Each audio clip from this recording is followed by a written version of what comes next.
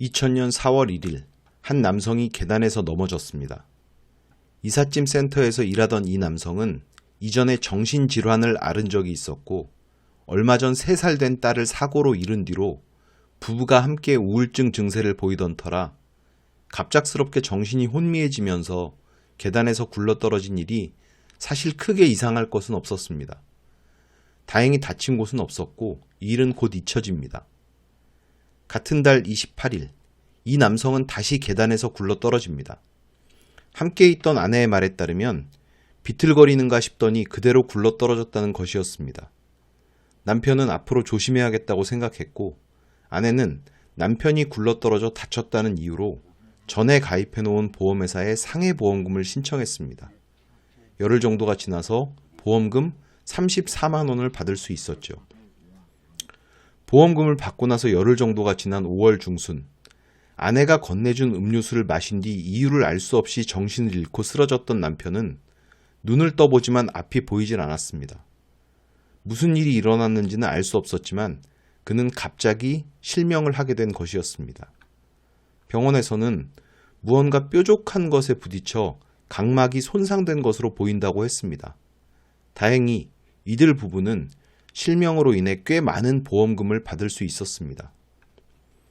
실명 이후 가족들이 바라본 이 남편의 행동은 점차 이상해지는 것처럼 보였습니다.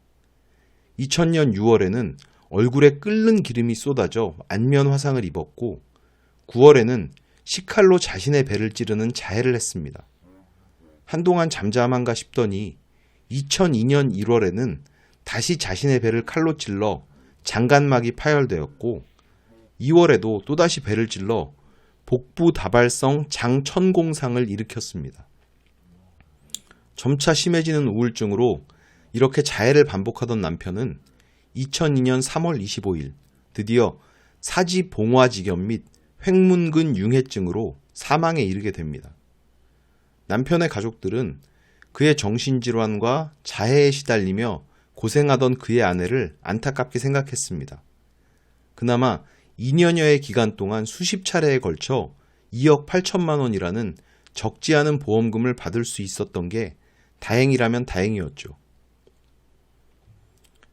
사망한 이 남성의 아내 엄인숙은 곧 자신을 사랑하는 새로운 남자친구를 만나게 되었습니다.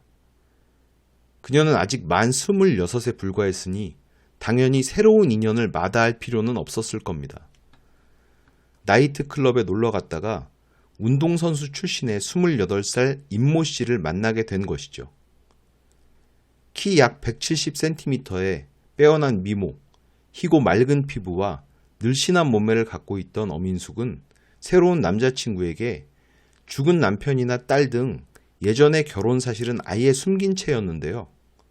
더구나 고졸이었던 자신을 모 여대 유아교육과 출신의 유명 사립유치원 교사라고 소개하기도 했고 자신의 어머니가 본인에게 10억이 넘는 돈을 주려고 따로 보관하고 있다고 자랑하기도 했습니다. 당연히 남자친구와 그의 부모님들은 엄인숙에게 호감을 갖게 되었죠. 완벽한 외모와 지성, 나무랄 데 없는 직업에 친정의 재력까지 있다고 하니 어쩌면 남자친구 쪽에서 결혼을 서둘렀을지도 모릅니다. 두 사람은 만난 지 한 달 만에 동거를 시작하게 되죠. 그런데 몇 달이 지나고 새로운 남자친구는 어찌된 일인지 예전의 첫 남편과 비슷한 상황에 놓이기 시작합니다. 2002년 11월 중순 임모 씨는 엄인숙이 건넨 음료를 마시고 난 뒤 정신을 잃고 쓰러집니다. 이때 둔부 좌상 및 꼬리뼈 골절로 한동안 일어날 수 없는 상황이 됩니다. 병원에 입원해 있는 임모 씨에게 엄인숙은 일단 혼인신고를 해서 법적인 부부가 되자며 혼자 구청에 가서 혼인신고를 마칩니다. 아픈 상황에 놓인 임모 씨는 아마 미안하기도 하고 고맙기도 했을 겁니다. 이들에게 불행은 이어집니다. 12월 14일 이번에도 정신을 잃고 쓰러졌던 이제는 남편이 된 임모 씨는 엄인숙의 첫 남편과 똑같이 실명되고 맙니다. 앞이 보이지 않게 되자 정신을 잃는 일도 다치는 일도 곧 잦아집니다. 그는 자주 화상을 입고 병원 신세를 지게 되는데요. 2003년 2월 12일에는 두 번째 남편 임모 씨마저 병원에서 사지봉화지겸으로 사망합니다. 다시 어민숙은 보험사로부터 수천만 원의 보험금을 받아내게 되고요. 첫 남편과 두 번째 남편이 지독하게 비슷한 상황으로 사망을 했으니 누구라도 이게 보험금을 노린 범행은 아닐까 의심할 만한 상황이었지만 그녀를 의심하는 사람은 없었습니다. 혼인신고 이후에 잦은 사고와 병원 입원 때마다 그녀는 남편을 지극정성으로 간호했고 둘 사이에는 새로 태어난 아들까지 있었습니다. 더구나 실제로 결혼식은 하지 못했던 두 번째 남편의 사망 이후 영혼 결혼식까지 올렸으니 오히려 시댁에서는 그녀를 천사라고 불렀습니다. 주위 사람들의 평판 역시 아름다운 외모에 온화한 성격을 가진 그녀에 대해 칭찬 일색이었습니다. 그러다 보니 보험회사 조사원들 역시 흠을 잡거나 뒤를 파헤쳐 보기가 힘들었던 것입니다. 이후 어민숙은 남양주시의 친정집으로 들어갑니다. 2003년 7월 26일 어민숙은 어머니에게 석류 주스를 드시라고 건넸습니다. 이것을 마신 어머니는 정신을 잃었죠. 어머니가 깨어나 보니 눈앞이 뿌옇게 보이지 않았고 외상성 백내장이라는 진단을 받고 결국 어머니도 실명하게 됩니다. 같은 해 11월 어민숙은 친오빠에게 술 한잔 하자고 한 뒤 자신이 준비한 술을 따라 주었습니다. 오빠 역시 정신을 잃었다가 차려보니 양쪽 눈이 타들어가는 듯 뜨거웠습니다. 양안 각결막 화상으로 오빠 역시 시력을 잃게 되었죠. 어머니와 오빠가 실명을 하게 되는 동안 어민숙이 보험사에서 보험금을 청구하여 받아냈음은 물론입니다. 그리고 2004년 말부터 어민숙은 가족들에게 서울로 이사를 가자는 얘기를 합니다. 어머니, 오빠, 남동생 등 가족들은 어민숙의 제안에 따라 남양주에 있던 아파트를 팔고 서울에 집을 구해 이사를 가기로 합니다. 어민숙이 아파트 매매대금을 가져갔고 곧 서울에 집을 구했다고 했습니다. 2005년 1월 9일 이사할 날이 얼마 남지 않은 그때 가족들은 새벽까지 이야기를 나누고 있었습니다. 이때 어민숙은 눈에는 역시 석류가 좋다 이렇게 말하면서 세 사람에게 석류 주스를 먹입니다. 이들이 잠들어 있는 사이에 집에서는 불이 나게 되고 오빠와 남동생은 화상을 입습니다. 당연히 또 보험금을 받아냈죠. 집은 팔았고 그 돈은 사실 그냥 탕진해버렸기에 사실 새로 이사갈 집은 없던 어민숙은 예전부터 가사도우미로 알고 지냈던 강모 씨의 집에 얹혀 살기 시작합니다. 불행에 불행이 겹쳐진 걸로 보였던 어민숙과 그 아들의 딱한 사정을 가엾게 여긴 강 씨의 배려였죠. 그런데 1월 말쯤 나가달라는 강 씨의 말에 어민숙은 내심 격분하게 되고 2005년 2월 1일 새벽 2시 자신이 얹혀 살던 강 씨의 아파트 거실 소파에 불을 지릅니다. 어민숙은 불을 내자마자 자신의 아들을 안고 물수건으로 입을 막은 채 대피해버렸고 강 씨와 강 씨의 남편 그리고 자녀들은 모두 화상을 입습니다. 강 씨의 남편은 안면 화상으로 결국 사망에 이르기까지 하고요. 화상으로 입원 중이던 가사도우미 강 씨의 병원에 어민숙은 급기야 휘발유통을 들고 찾아갑니다. 그리고는 휘발유를 뿌리고 불을 붙이려다 주위의 제지로 겨우 화재는 미수에 그칩니다.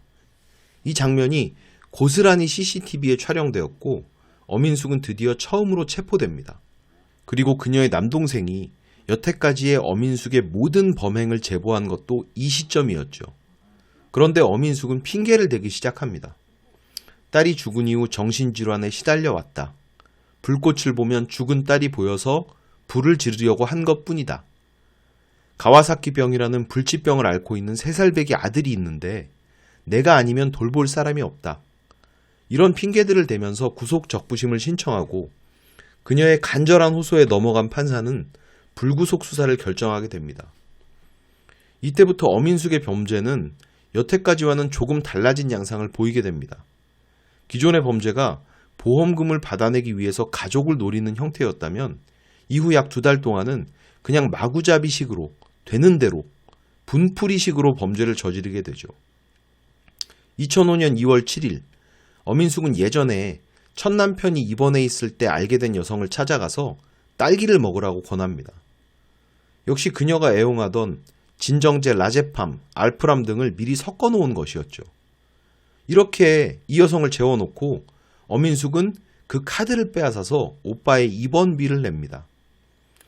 3월에 엄인숙의 아들은 가와사키병을 앓다가 4월 1일에 마침내 폐부종으로 사망하게 되는데요. 아들의 입원 당시에도 같은 병실에 입원 중이던 환자의 신용카드를 몰래 사용했습니다. 엄인숙은 이걸 사용할 때 그 신용카드 주인의 여자친구와 함께 공모를 했다고 하는데요. 그 여자친구는 난 모르겠다. 그런 적 없다. 이렇게 잡아댔답니다. 그러자 또다시 격분한 엄인숙은 4월 3일에 우울증 약을 다이어트 약이라고 속여서 그녀에게 먹이고는 남편과 가족들에게 했듯이 잠든 여자의 안구를 핀으로 찔러서 안내염으로 실명에 이르게 만듭니다. 분만 풀고 만 것은 아니고요. 그 사이에 다시 그 여자의 신용카드를 훔쳐서 죽은 아들의 병원비 900만 원도 결제를 했습니다. 하지만 이것으로는 분이 안 풀린 듯이 엄인숙은 4월 5일, 6일, 7일 이렇게 사흘 연속으로 실명시킨 피해자의 입원실에 병문안을 왔다고 하면서 링거 주사의 약을 몰래 투약해 심장 발작 등을 일으킵니다. 왜 날 건드려? 이런 분풀이가 지독하게 이어졌던 셈입니다. 드디어 2005년 4월 19일 제어할 수 없던 엄인숙의 범행에 브레이크가 걸리고 맙니다. 경찰이 엄인숙을 다시 검거해서 이번엔 구속을 시킨 건데요. 체포 당시 엄인숙은 자신이 사실 마약 중독자고 마약을 사기 위해서 범죄를 저질렀다고 주장을 했습니다. 심신미약으로 인한 감경 등을 노린 것으로 추정되는데요. 이 역시 다 거짓말이었습니다. 그럼 엄인숙은 왜 이런 범죄를 저질렀을까요? 먼저 그녀는 전형적인 사이코패스로 알려져 있는데 문서상의 근거가 있는 것은 아니지만 그것이 알고 싶다 방송 등에 따르면 소위 사이코패스 테스트로 불리는 PCL-R 진단에서 40점 만점에 40점을 기록했다고 합니다. 어릴 때부터 다른 학생의 돈을 훔치거나 친구에게 수면제를 먹이고 신용카드를 쓰는 등 문제를 일으킨 전력이 있었다고 하고요. 게다가 허영심이 많고 사치가 심한 성격이라서 계속해서 많은 돈을 필요로 했다고 합니다. 실제로 판결문에 따르면 보험금으로 받은 돈으로 명품을 사거나 피부 관리를 받는 등으로 사용을 했다고 하고요. 그런 엄인숙이 이삿짐센터 직원이었던 첫 남편과 불화가 있었던 것도 경제적인 원인이 컸다고 합니다. 그런데 그 첫 남편에게 입힌 상해가 아주 손쉽게 보험금이 되어서 돌아오는 과정을 겪으면서 엄인숙은 아마 성취와 그 보상에서 오는 동기부여를 강하게 경험하지 않았을까 싶어요. 더구나 엄인숙은 고등학교 졸업 직후 결혼 전까지 보험 설계사로 일을 했었다고도 하니 이때 알게 된 보험 관련 지식들이 더욱 유용하게 쓰이기도 했을 겁니다. 그런 복합적인 상황으로 엄인숙은 남편 둘을 죽이고 어머니와 오빠를 실명시키고 하는 등의 이런 범죄로 최소 약 5억 원, 일부에서는 10억 원 이상이라고 하는 막대한 보험금을 받아내는 이 범죄행 급행열차에 올라타게 되었던 것으로 보입니다.